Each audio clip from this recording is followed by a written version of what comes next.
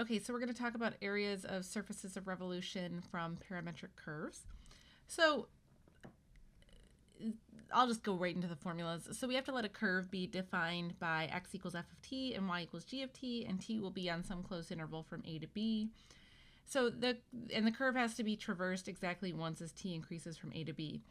Okay, so there's really two formulas for this. So if we revolve about the x-axis, we assume that y has to be greater than 0.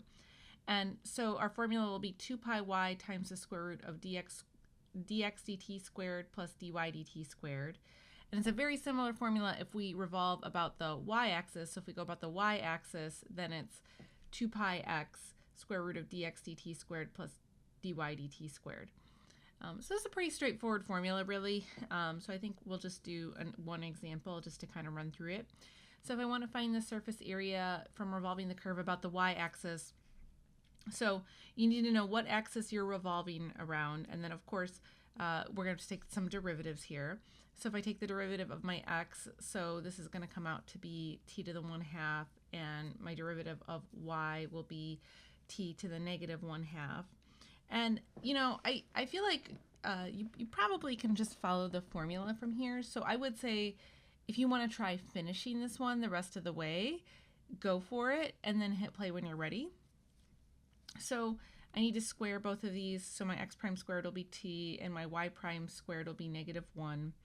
And so if I plug everything now into my formula, because this is the formula for revolving about the y-axis, I just plug everything in now, right? So I've got 2 pi 2/3 t to the 3/2 square root of t plus t to the -1. And so now we've just got to kind of finagle with the algebra of this a little bit so that I can actually evaluate this integral. So first thing that kind of jumps out at me is this t to the 3/2. I would like to break this into t and t to the 1/2. So 1 plus 1/2 will give me 3/2. So I can break this up. But what's nice about this is then this really turns this 1/2 and the square root of t are the same thing.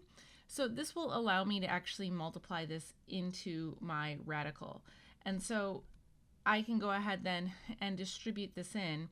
So the way that that looks now is, since these are all square roots, I can take t times all of this stuff. And so in distributing that t, I will get that under the radical now I have t squared plus 1, so square root of t squared plus 1. And now that I've made this manipulation, I can totally integrate this. So I can integrate this just using substitution. So my u will be equal to t squared plus 1, and then my du is 2t dt, and so then I can go through and switch my limits of integration. So I've got everything that you see here. And this turns into the nice easy peasy integral of just u to the 1/2. So this is a nice straightforward integral. So I can go ahead and just integrate everything, and I will eventually get to 28 pi over 9. So I've got all my work here if you want to review that. And so yeah, so that's how you're going to use that formula. So I'm just going to leave it at that, and I'll talk to you guys in another video. Bye.